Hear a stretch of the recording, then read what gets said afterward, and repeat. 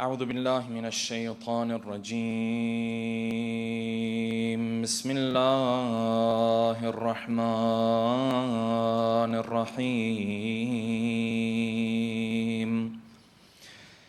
الحمد لله الذي لا يبلغ مدحته القائلون ولا يحصي نعماءه العادون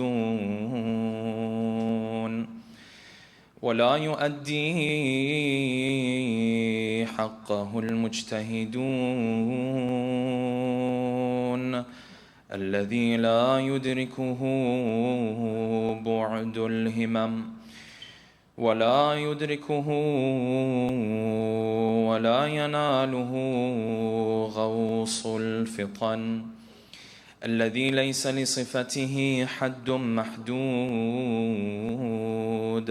ولا نعت موجود ولا أقت معدود ولا أجل ممدود أما بعد فقد قال الله الحكيم في محكم كتابه الكريم أعوذ بالله من الشيطان الرجيم ذلك ومن يعظم حرمات الله فهو خير له عند ربه وأحلت لكم الأنعام إلا ما يتلى عليكم فاجتنبوا الرجس من الأوثان واجتنبوا قول الزور صدق الله العلي العظيم صلوات اللهم صل. For the love of our beloved Prophet and his beloved progeny, a second loud salawat. Allahumma salli ala Muhammad. For the hastening in the return of our beloved 12th Imam, a third final loud salawat.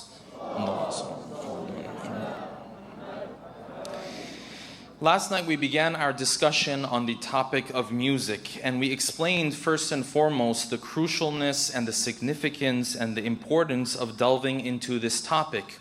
We said that at the first level, this is a topic that we deal with in a very common way.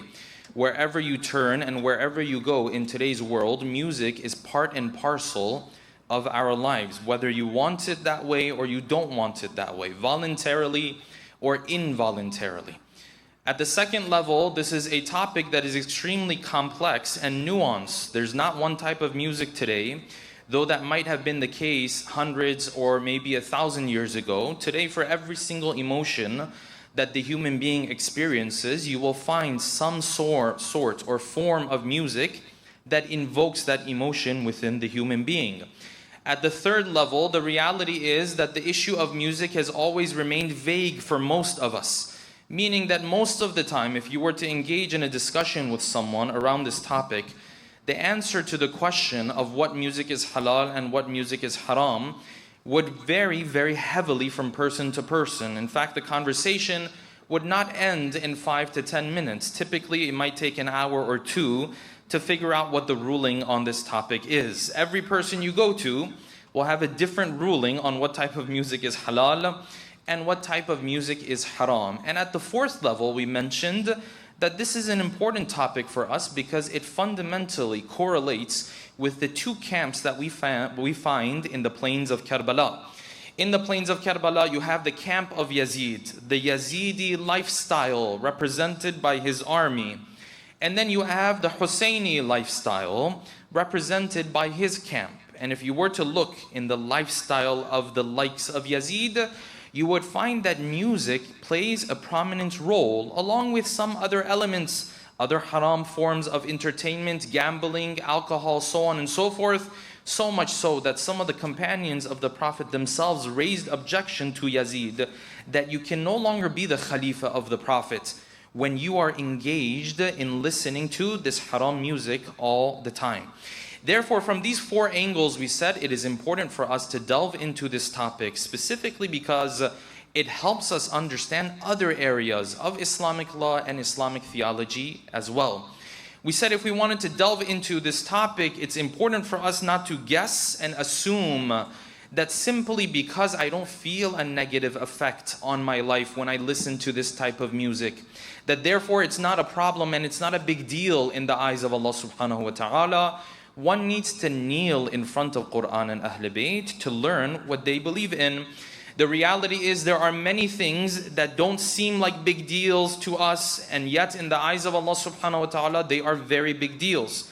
And there are things that in our eyes seem like very big deals, but in the eyes of Allah subhanahu wa ta'ala may not necessarily be so significant. One has to ask Allah subhanahu wa ta'ala, for He can speak on His own behalf. He has sent this Quran to us to communicate with us. Hence, instead of guessing and assuming, we have to go to the door of the Quran and Ahl Bayt to understand what their ruling is on this issue. We said if you do that, you find that Islam has a deeper problem with music than simply the type of lyrics that this music is accompanied by.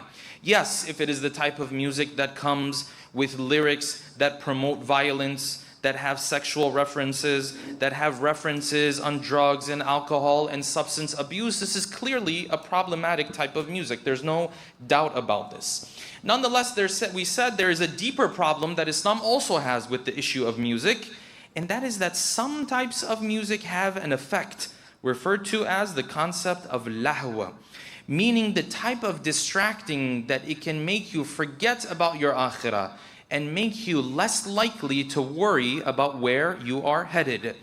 One said, or one might say, that this is an extreme understanding of music and its role, to which we responded of examples of the real power and impact that music carries with it. We said music is that thing that can essentially change things around you or make you feel like things have changed around you, when in reality none of them have changed around you. It can push you to an extent where you take the life of another human being in cold blood, as it is done with soldiers at times, and so on and so forth. Last night, this is where we brought our discussion to an end. Tonight, inshallah, we will continue with this discussion by posing the following questions. Number one, where does the Quran speak of the concept of lahu, and where do the narrations speak of this foundational issue that Allah subhanahu wa ta'ala has with certain types of music by the name of lahu? Where does it occur in other verses of the Quran and in hadith? Number two, are there verses of the Quran that specifically address the issue of haram music or not? Number three, how does the ruling that Islam has on the issue of music demonstrate for us how this religion has been legislated in such a manner that it can be adopted in different times and in different eras? Number four, is it true that the type of music only is haram, that I feel like when I listen to it, it has a negative effect on me? And that if I listen to a piece of music and it didn't negatively affect me, or at least I couldn't tell if it was negatively affecting me, then this music is halal. Is this assessment a fair assessment, or is the ruling of our scholars different from this common misconception? Number five, what is the ruling on musical instruments? Can I engage with musical instruments? And is it true that the narrations categorically negate the permissibility of engaging with musical instruments? Number six, what if I fundamentally have a doubt about whether a piece of music has a lahwi impact on me or not? And number seven, and finally, which companion of the sixth Imam was it who had a friend and a neighbor who was essentially written off by the religious people of his time because he engaged in listening to music and in haram relationships and partying and so on and so forth, but eventually ended up in heaven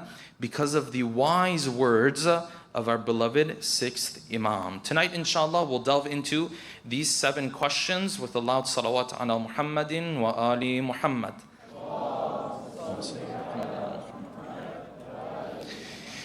When you look at the concept of lahu in the verses of the Quran and in the narrations, you find that the Quran refers to this concept very often.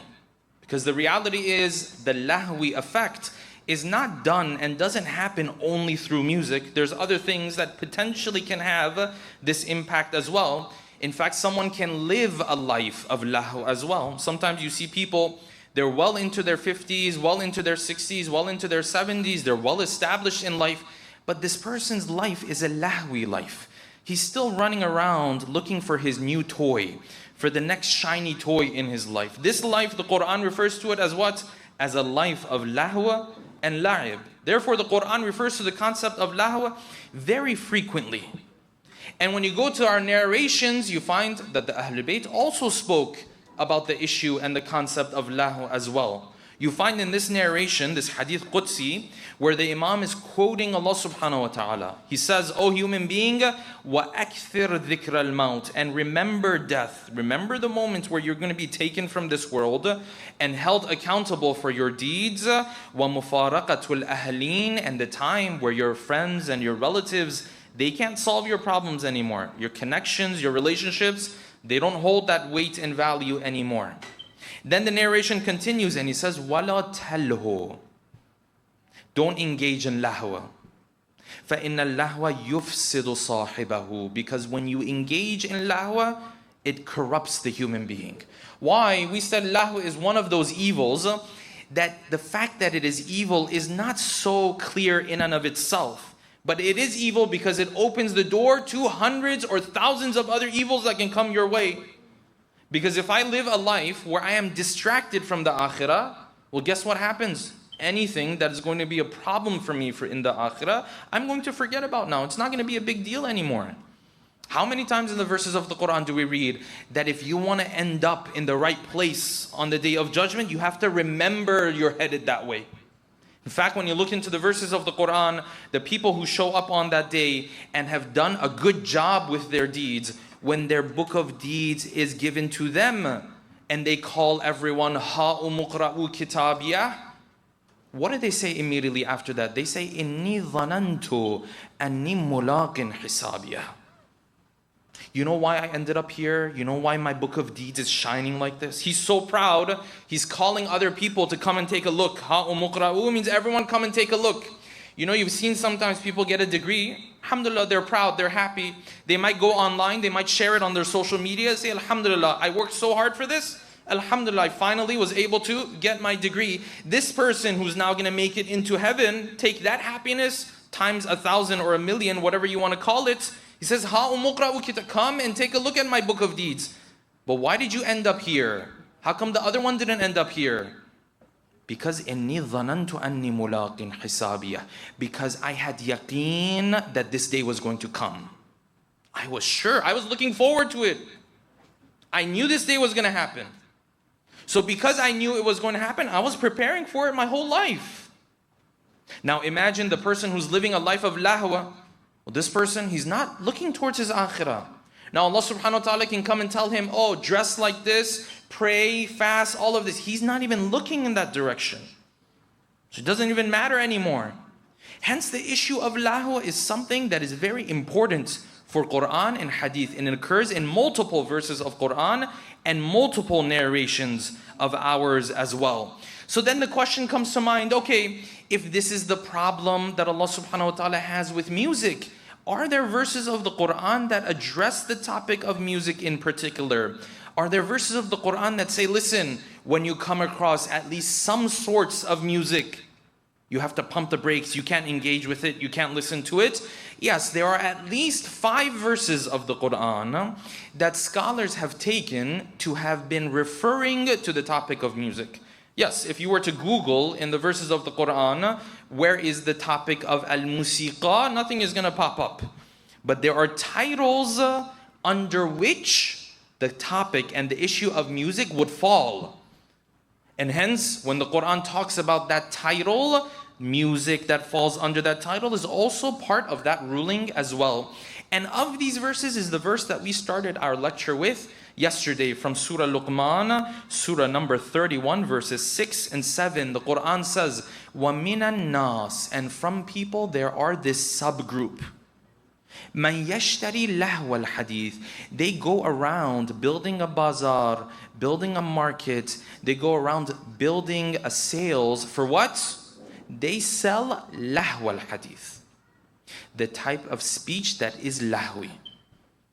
To do what? لِيُضِلَّ عَنْ سَبِيلِ اللَّهِ. To misguide people from the right path. بِغَيْرَ عِلْمٍ وَيَتَّخِذَهَا هُزُوًا. And when he comes to the faith, he takes it lightly. He makes fun of it. The Quran ends with this, and I'm mentioning this because we're going to come back to this point at the very end of tonight's lecture. أُولَٰئِكَ لَهُمْ عَذَابٌ مُهِينٌ. There is a painful punishment for this person. وَإِذَا تُتْلَى عَلَيْهِ آيَاتُنَا وَلَّا مُسْتَكْبِرًا. This guy who's producing this type of speech, when we come to him and we read the verses of the Quran and we do inzar to him, وَلَّا مُسْتَكْبِرًا. He's arrogant, he walks away. كَأَنَّ فِي أُذُنَيْهِ وَقْرًا. It's as if he can't even hear, as if someone has covered his ears. He doesn't care. فَبَشِّرْهُ بِعَذَابٍ أَلِيمٍ. Give him the glad tidings of a severe and a painful punishment. So what's the sha'n and nuzul of this verse of the Quran? Pay attention. We're going to connect this to the topic of music. When you come to this verse of the Quran, and the Quran says lahu al-hadith, the type of speech that is lahwi, it is distracting. Normally, if it was just us in the verse, we would say maybe certain types of music fall under this category, yes? Except there's no room for guessing, because multiple narrations of Ahlul Bayt say when the Quran says lahu al-hadith, he means the ghina, he means the music and the singing that people do. Imam al-Baqir, other Imams are narrated as well. The moment they used to come to lahu al-hadith, the Imam himself, sometimes we try to make the application of the verse. We say, lahwi hadith, maybe certain types of music fall under this category. No, that's not what's happening here. What's happening is an infallible person is telling you immediately when the Quran says lahwi hadith, some types of music definitely fall under this category. This is the application of the Imam himself. And this is narrated by other companions of the Prophet as well. Ibn Mas'ud, Ibn Abbas, all of them say, we remember the Prophet used to speak about this, that when he spoke about lahu al-hadith, he used to speak about what? Al-ghina, the type of singing and music that falls under this category. So now you look into the sha'n and nuzul of this verse of the Quran. What type of people or what group of people is the Quran referring to when he says وَمِنَ النَّاسِ? There's a subgroup of people, they do such things. Yes, this is what the Quran is saying. Who are these subgroup of people who do this? You look into the sha'n and nuzul, and one of those sha'n and nuzuls that scholars mention is an individual by the name of Nadhr ibn Harith. Who was Nadhr? Nadhr was a merchant. Okay, nothing wrong with that. He used to do business, he used to go between Arabia and where the Persians had their territory. Nothing wrong with that either. Yes, being a businessman is recommended within our school of thought and in our religion. But what was the problem with Nadhr ibn Harith? Nadhr ibn Harith, for certain reasons, had this jealousy towards the Prophet. He wanted to work against the Prophet. So as part of his propaganda machine, what did he used to do? When he traveled to the lands of the Persians, he would hear from them the mythical and fictional stories of fictional characters in Persian literature. You might say, well, what is he going to do with that anyways? Who cares about that anyways? What Nadhr used to do is he used to come back with rhythm, with poetry, with different tools. He used to tell the stories of these mythical, fictional creatures and characters, so that when the Prophet speaks of the stories of the previous prophets and the previous aqwam, people aren't so interested anymore. He used to call people, come to me. Muhammad speaks to you of Aad and Thamud, but don't worry about him. I'll tell you about Rustam and Sfandiyar and this one and this mythical character and this fictional character. Come, entertainment. What was his point? His point was, come, get involved in this kind of stuff. Get involved in this kind of stuff. Then when the Prophet comes and tells you, oh, Aad, this happened, Thamud, this happened, you say, listen, we've already heard a juicier story. We don't need to hear this one. The Quran says about Nadhr, is a very important point. The Quran says about Nadhr what? أُولَٰئِكَ لَهُمْ عَذَابٌ مُهِينٌ فَبَشِّرْهُ بِعَذَابٍ أَلِيمٍ. Verse 6, verse 7. Now I ask you, if the Quran is referring to Nadhr ibn Harith, who was taking these stories and coming and telling people, and the Quran says punishment, I'm not happy with this. This is a problem. This is forbidden. Now I ask you, did Nadr ibn Harith have technology of the 21st century behind him when he was producing his stories? Did he have the greatest technological progress that the human being has ever witnessed behind him when he was telling his stories? No. His attempt was a very basic, petty, failing attempt actually. And yet the Quran says there's punishments worthy of punishments. So now I ask you, in a world where thousands, millions of dollars, sometimes billions are spent in an industry to hold your attention and to grab your attention, and the music is fine-tuned to the greatest extent with the greatest technology that the human being has ever experienced, do you think the Quran would look at that and say, yeah, no problem, it's not a big deal, go ahead? This guy, now I call him this poor guy, but in reality he's worthy of what the Quran is telling him. This poor guy was doing what? Some stories. And the Quran says, no, that type of entertainment is not allowed. It's going to distract people. What do you think the Quran would have said if the Quran was being revealed at this time? Where billions of dollars are spent, that one track of music, there's 50 takes, 60 takes, 100 takes sometimes to get it just right. Get it just right for what? For your attention, for your time, for your bucks, for your dollars. You think the Quran would have looked at this and said, oh, no problem, it's not a big deal, go ahead. If the Quran has a problem with Nadr ibn Harith, the Quran definitely would have had a problem with some of the music that we hear today. This is the first verse of the Quran that we come across, but this is not the only verse. Then you come across other verses of the Quran where the Quran starts to speak about the concept of false speech. Recite salawat, please.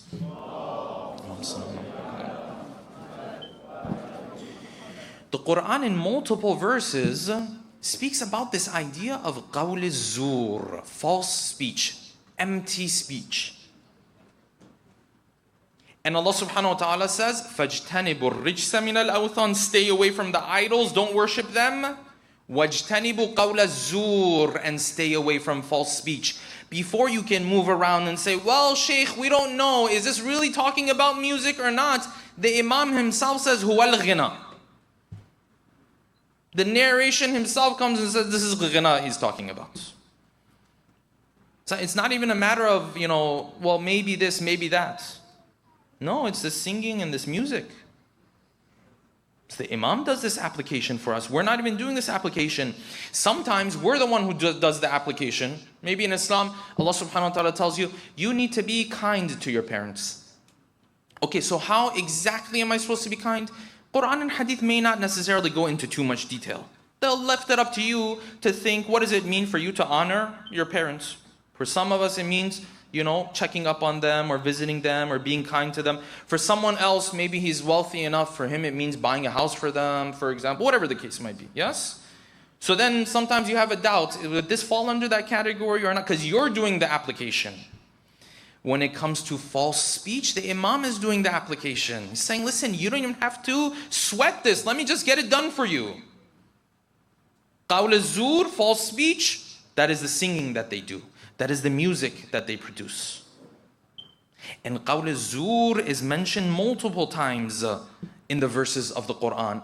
And then you also have, and this is the fifth verse, you also have the title of al-laghwa. And that also, you find scholars have understood to refer to the topic and the issue of the singing and music. So clearly Islam has a problem with some forms of singing and music that are lahwi, because the verse of the Quran said what?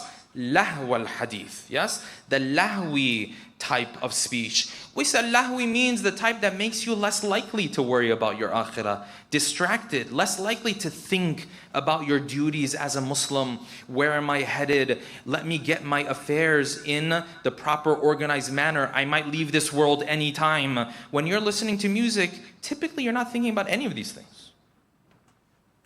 If it's lahwi music, you're definitely not thinking about these things. So I say, okay, Sheikh, I got you 100%. Okay, lahwi music is a problem. Yes, you tell these brothers. Now these brothers that I know, they're going to say, Sheikh, I got it. So let me go listen to all the music that's out there. I will report back with the ones that are lahwi, so none of us listen to them. You said the ones that are lahwi, yes? You said the ones that have a negative impact on you. It makes you less likely to worry about the akhirah, think about the akhirah, less likely to pray, more likely to look at something you're not supposed to look at, to listen to something you're not supposed to listen to. This is what you said, yes? Okay, Sheikh, I got you. Let me go and listen, and then we'll figure out which ones of them have a negative effect on me, which one of them doesn't. And this, brothers and sisters, is not the criteria to the ruling of our scholars. This is not Islam's ruling. This is typically how people understand the topic of music, is that they will tell you, yes, the music that has a negative effect on you, it's a problem. If it doesn't have a negative effect on you, it's okay. That's what they'll tell you. It's a personal experience. It's subjective depending on who's listening to the music. But the rulings of the scholars is not this at all. Because like this, everything will fall apart. How are you supposed to know if it's going to have a negative effect on you until after you listen to it and the effect is already on you? So this is a delicate point. So the ruling of the Maraji', mainly Ayatollah Sistani, Ayatollah Khamenei, and some of the other scholars as well, is this. They say, listen, go and look within society. The type of music that typically people consider to be lahwi, that's a problem. Ayatollah Sistani, I listened to this music, I had no effect on me whatsoever. He says, great, it might still be haram for you. Wait a second, it had no negative effect on me. He says, that's not the ruling. The ruling is, does society look at this music and consider it to be the type of music that people typically listen to for lahwi purposes? That is the ruling. You want to get a little bit more practical, so it helps a little bit more, simplify things a little bit more, bring a little bit more clarity to the discussion.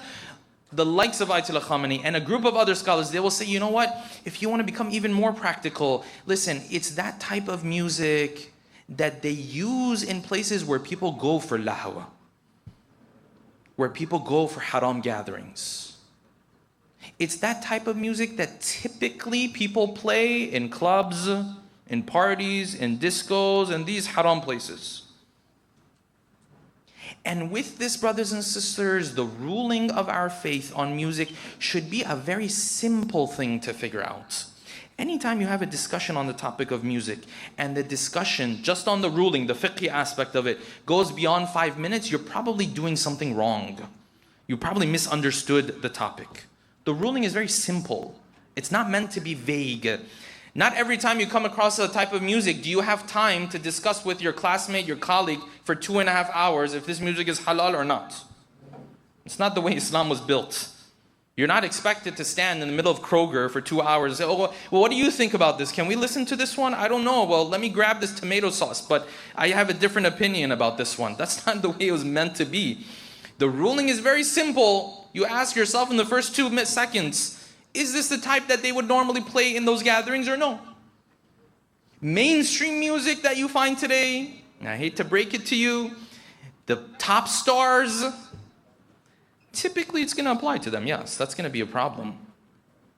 Typically that's going to be an issue. It should take you a couple seconds to be able to answer this question. Therefore, this ruling, brothers and sisters, is not based on, okay, let me see how I feel after listening to it. No, that's not the ruling. The ruling is typically, is this played in those areas or not? Now, when we come to this part of the discussion, there's always one brother who comes after the lecture and acts super righteous. Sheikh puts his head down. Sheikh, you said the type of music is haram that they play in these gatherings. He barely put his head up, yeah? Sheikh, I've never been to any of these gatherings. I have no idea. Son, what is a party? What is this? I've never come across any of these things. Okay, mashallah, wonderful brother. He doesn't even know what these things are. Wink. So to this person, first of all, he says, well, I have never been to these places, Aslan. I have never even crossed by this place. Sheikh, someone as pure as me, how am I supposed to know what type of music they play in these places? Okay. To this person, we have two answers, yes? The first answer to this person is, listen, first of all, nice try. Secondly, you might say, I have a doubt. Well, wonderful. Allah subhanahu wa ta'ala has a particular ruling for those moments when you have a doubt. At the end of the day, it's only three situations you ever come across. Either you know this music is not played in those gatherings. Okay, wonderful. If you want to listen to it, go ahead. Or you know this is a place where people, they use it in those gatherings. It's definitely haram for you. Yes?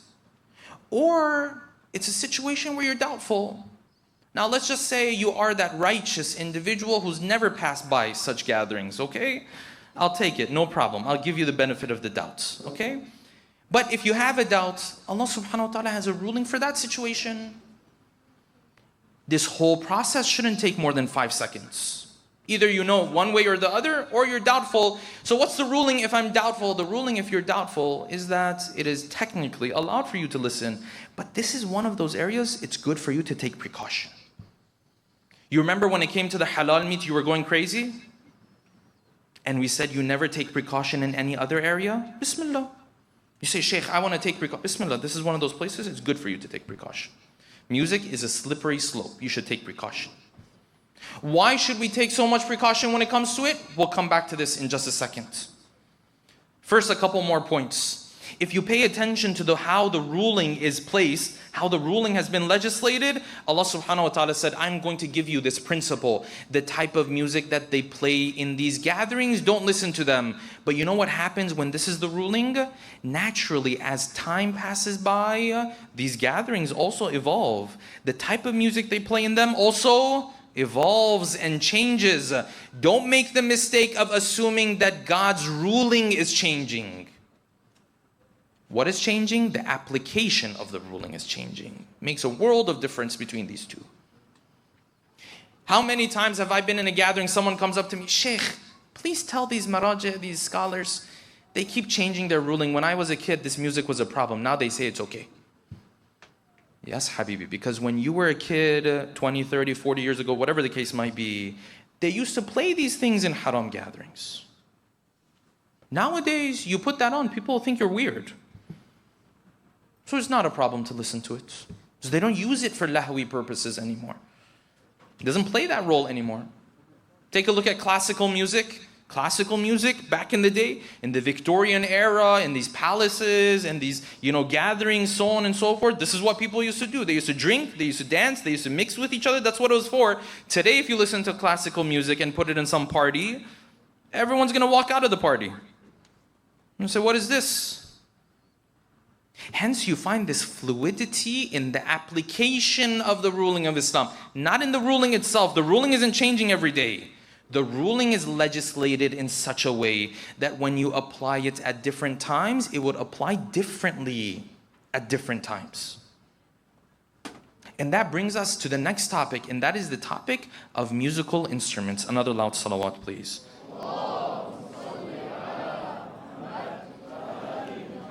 One might ask, well, what about musical instruments? These musical instruments, I've heard that the narration says this is the work of shaitan. When you go back, you find there were musical instruments earlier even before the time of the Prophet. The def is one of the famous ones. Sometimes you might see in movies that depict the time of the Prophet or earlier, you will find the def, for example. You will find the mizmar, and you will find other musical instruments as well. When you look at the narrations, you find very harsh tone in the narrations. Almost as though the narrations are telling you categorically, engaging with musical instruments is a problem. This is almost the understanding you walk away with. But the likes of Ayatollah Sistani, Ayatollah Khamenei, and other scholars look at these same narrations and they say, yes, the reason why these narrations are so harsh against musical instruments is because at that time, these musical instruments almost had no halal usage to them at all. If you were buying a musical instrument back in the day, There was no such thing as, I'm just going to use this to play classical music. What classical music? If you were going to buy a piano, things were very different a couple hundred years ago. But now today, these musical instruments, the overwhelming majority of them have dual usages. You can use this piano to be part of something greater and potentially turn it into haram music, or you can use the piano to play something that's not haram. It's not lahu. They don't use it in parties in this place and that place. Potentially, you can do both with it. Yes, if you ever came across an instrument that is predominantly used only to produce haram music, then yes, engaging with that musical instrument is going to be haram, but it's going to be very difficult for you to come across a musical instrument like that today. The violin, yes, 300, 400 years ago, maybe was used mainly for haram gatherings. In today's world, one might argue it's used most of the time for halal music. Or at the least, there's dual usages. Now, this process that we just did, brothers and sisters, we just took a ruling of Allah subhanahu wa ta'ala and said, yes, this applied to the time of the Prophet for this particular reason. This process I just did is extremely dangerous. It's like surgery. If you don't know what you're doing, you can ruin your faith. Imagine if I walked in here today, they said, Sheikh, please, why don't you lead us in salat? I say, okay, wonderful. We're going to pray Maghrib, it's 1.5 rak'ats. And then Isha is going to be 2.5 rak'ats. And everyone's staring like, what on earth is he talking about? Say, Sheikh, Maghrib is 3, Isha is 4. I say, yes, but this was during the time of the Prophet. Times have changed. Sheikh, did you fast today? Yes, I fasted until 12 p.m. Sheikh, Maghrib is 8:30. Yes, but that was for the time of the prophets. You can't just pick up anything and say, oh, this was for the context of the time of the prophet. You have to be an expert. You have to look at the wording of the narration. You have to look at the wording of the verse. It's a very delicate process. It's like surgery. You know, if you have someone do surgery who doesn't know what he's doing, instead of fixing the problem, he will cut your vein. It's over. You never want Sheikh Mahdi doing surgery for you. You'll be dead before you know it. You have to be an expert. This is a delicate process. Can't just pick up any ruling and say, yes. People do this because it makes them sound very smart, very intellectual, very progressive. Yes, I remember watching a TED Talk once. The lady who was presenting, from the moment she started, yes, hijab used to be practiced like this during the time of the Prophet. Now times have changed, so hijab has changed as well. That's not proof. You need proof that this ruling is exclusively for that time. This is a very delicate process. You need to be an expert. If you're not an expert, Bismillah, go ahead and become an expert. No one's stopping you. Sometimes people say, oh, why do I have to listen to this? You don't have to listen to anybody. Go become an expert yourself. You don't want to become an expert? Great. Now you have to listen to an expert. It's one or the other. So we said, if you come across this type of music, as I'm wrapping up, if you come across this type of music and you don't know, is it played in those gatherings or not? We said technically you can listen to it, but this is one of those places that I would recommend taking precaution. Why? This brings us to the final couple points that we want to make. Because, brothers and sisters, you find Islam in general has kept its distance with music. Islam is not a religion that encourages the involvement of music in our day-to-day life. That's not Islam. Islam in general says, listen, just keep your distance. I'm not saying every type of music is haram. I'm not saying this is that. But generally, keep your distance. You know where you can tell this from? One of the most beautiful things about Islam is that you will never come across a religious ritual where music was legislated as part of that ritual. You see this, for example, with the adhan. In other faiths and other religions, quite often there will be some other musical instrument that is tied to some form of religious ritual. It's time for prayer, we're going to ring this bell. We're going to blow into this horn, something that was practiced back in the day, into this trumpet, for example. Islam came into the picture. Islam said, no, no, no, no. Don't tie that to any of my rituals. We're going to keep some distance from this. It is a very slippery slope. This is one of those areas. It is good for you to take precaution. So what are we going to use for this adhan? You can use beautiful rhythm. There's nothing wrong with it. The narrations, we will talk about it more tomorrow. They tell us to recite Quran beautifully. When you're giving adhan, you recite beautifully, but use the natural voice. Keep some distance from music. Why? Because all music is haram? No, because we want to take some precaution. We want to keep some distance. And the reason why Islam has taken this distance is because when you look at music and listening to it, the reality is the narrations tell us that this is not just a sin, it is a major sin. When a scholar wants to figure out what is a major sin, what does he do? There's a number of discussions on this topic. How do you tell if something is a saghira or a kabira? Does it have a practical difference? It absolutely has a practical difference. Because Allah subhanahu wa ta'ala in Surah An-Nisa said, verse 31, if you stay away from the kabair, I will forgive the saghair. This is why this discussion is so important. So how am I supposed to tell if this is kabira or saghira? One of the criteria that they mention is look in the wording of those narrations and the verses of the Quran. Did the Quran and Hadith just say don't do it? Or did they say don't do it, and if you do it, there's punishment for it? If it's the latter one, this means that this is a kabira sin. This is a major sin. Now I ask you, when in Surah Luqman, verse 6 and 7, Surah number 31, we were reading, وَمِنَ النَّاسِ مَنْ يَشْتَرِي لَهْوَ الْحَدِيثِ لِيُضِلَّ عَنْ سَبِيلِ اللَّهِ بِغَيْرِ عِلْمٍ وَيَتَّخِذَهَا هُزُوًا. Didn't the Quran say, أُولَٰئِكَ لَهُمْ عَذَابٌ مُهِينٌ?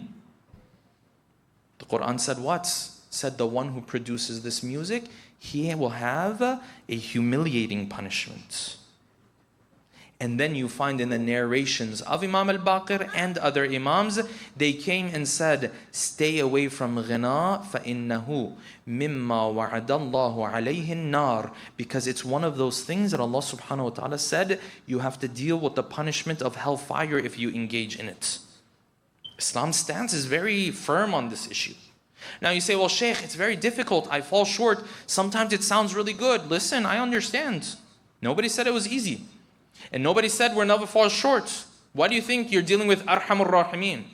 You're dealing with Arhamur Rahimeen because you and I fall short. Don't worry, I'm in that group and I'm in that camp too. Now you might struggle with this issue, maybe I struggle with another issue. Every one of us struggles with a different issue. But instead of bringing the faith down to where we are, we have to learn to elevate ourselves up to where the faith wants us to be. Instead of sitting there and say, oh, don't worry about it, it's not a big deal. Say, no, my Lord has told me this is a big deal. If I fall short, I will take responsibility for it. And guess what? Allah subhanahu wa ta'ala is waiting and sitting there for you to take responsibility for it and forgive you. So why are you so worried? Why are you so hesitant?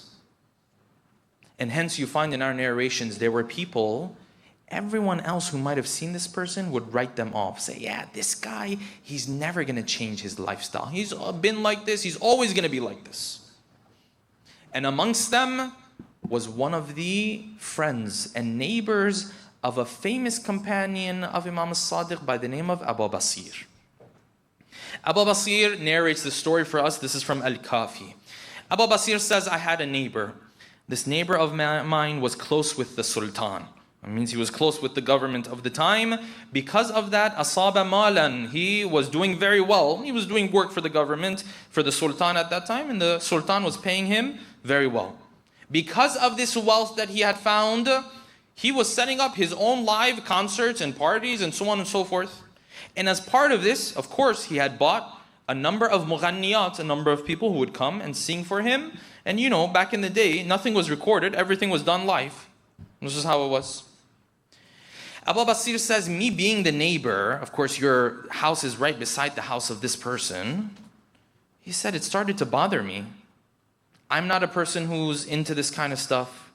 This neighbor of mine also didn't used to be in this kind of stuff, but now he is. And now he's continuously, every day I pass by his house, One party, one gathering, this, that. He said, multiple times I thought about it, but I didn't know what to do about it. He said, one day I went and I knocked on his door. I said, listen, I'm your neighbor. You didn't used to be like this. But now I see you're engaging in these parties and so on and so forth. Don't you want to change your ways? He looked at me, he said, Ya Aba Basir, Ana rajulun mubtala. I have my own issues. I'm struggling. I don't know what to do. Wa anta rajulun mu'afa. You're doing fine. Religiously, you're on the right path. But don't look at me, I'm struggling. He said, but I do have one request from you, Abu Basir. What's your request? He said, listen, I've heard you listen to this person by the name of Ja'far ibn Muhammad. When you go and you see him this time, tell him about my situation. Maybe he can help me. Maybe he can do something for me. Abu Basir said, sure. That's the least I can do for you. Abu Basir says, I visited the Imam. It seems as though this was in Medina. The Imam said, listen, when you leave and you go back to Kufa, pull this friend of yours aside and tell him that Ja'far ibn Muhammad says the following. Firstly, he sends his salams. This is a sinner. And the first thing the Imam did was what? Tell him I'm sending my salam to him. My respect, my kindness, my compassion. He said, send him my salam first of all. Second of all, tell him just this one line. It's a very short line. دع ما أنت عليه. Leave what you're doing. وأنا أذمن لك على الله الجنة. Stop this practicing that you're involved in, these practices, these parties, so on and so forth. And you know what? I will guarantee for you heaven. Abu Basir says, I went back. When I went back, people came to visit me. People came, neighbors, friends, relatives, so on and so forth. They came to visit me. He says, I waited until everyone left. When everyone left, this guy walked in, my neighbor walked in. فَاحْتَبَسْتُهُ. I told him, wait, I have to tell you something. You stay. حَتَّى خَلَى مَنْزِلِي. My house was empty. Everyone had left. I pulled him aside. I said, listen, you remember you told me to tell Ja'far ibn Muhammad about you? He said, yes. Did you tell him? He said, yes. And I want to tell you what he said. He said, send him my salam and tell him to leave these things and I will guarantee for him heaven. And Abu Basir says, my neighbor could not believe it. He said, Allah, Allah, قال هذا جعفر. Ja'far ibn Muhammad, he addressed me? He sent his salam to me? Abu Basir said, yes, this is the promise he gave you. This guy couldn't believe it. A sinner. Fully engaged in sin. The narration says, Abu Basir said, I said this one line, I carried on with life. He says a number of days passed. A number of days passed, I saw all of a sudden my neighbors knocking on the door. I came behind the door, I looked, I saw he doesn't look like the way he used to look with the fancy clothing and the luxurious clothing and all the stuff that he had gotten from the wealth, from the Sultan. So I cracked the door open and he was hiding behind the door because even his clothing was not the best of clothing. He was ashamed of his clothing. I looked at him, I said, you're my neighbor. He said, yes. I said, why in this position? In this situation? He said, listen, after you said that to me, I dropped a lot of things.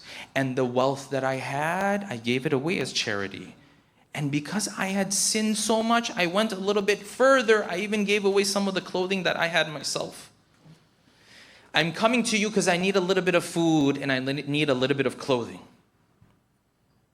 Abu Basir says, I went into the house. I asked some of my other friends. We put together some food for him, some clothing for him. He says, I gave it to him. He went back. A number of days passed by. He got sick. We came to visit him. The physician said, no, there's no hope for him. He's leaving. He says, فَغُشْيَ عَلَيْهِ. He was fainting and coming back. فَغُشْيَ عَلَيْهِ. He was fainting and he was coming back. Abu Basir says, in those final moments, before he took his last breath, he turned to me. He said, Ya Abu Basir, قَدْ وَفَى لَنَا صَاحِبُكَ. That thing that Ja'far ibn Muhammad said is happening. He closed his eyes and he didn't breathe anymore.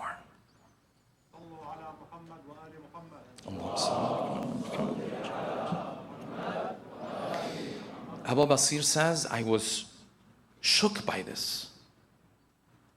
He says, time passed, we buried him, time passed, I went for Hajj. I went to the house where Imam al-Sadiq was staying. He says, and this is the wording of the narration, he says, the moment I put my foot into the house, before my second foot could come into the house, I heard a call from inside the house.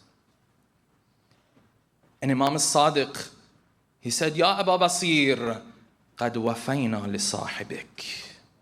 We held up our promise for your friend.